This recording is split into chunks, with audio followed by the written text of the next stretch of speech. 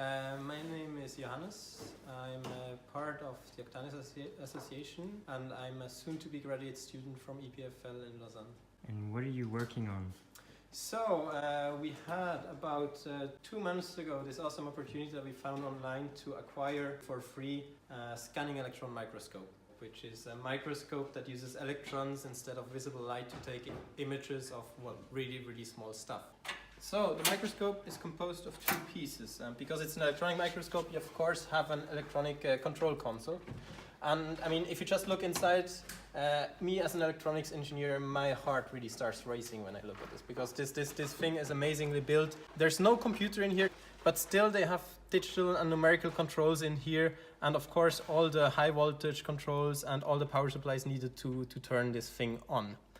Now, one of the problems is with this microscope is there's an electrical fault in there. It worked until recently, as confirmed by the previous owner, but currently, after creating the vacuum that is needed, it does not turn on as it should. So one of our main tasks for now would be to actually fix this microscope and of course first find the error, which lies somewhere in here. Luckily, we have the schematics for this scope, but of course this is only half of it. The other half, of course, is to actually go and find the error and actually debug this entire chain.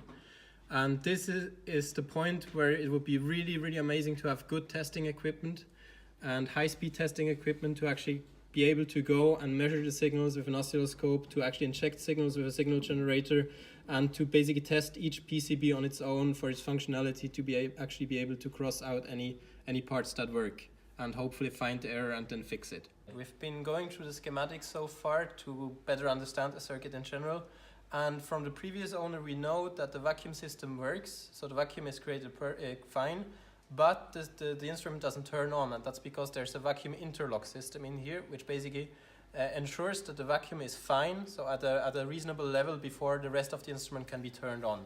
So the vacuum interlock is one of those boards, because the nice thing is also the boards, the PCBs in here are grouped by function.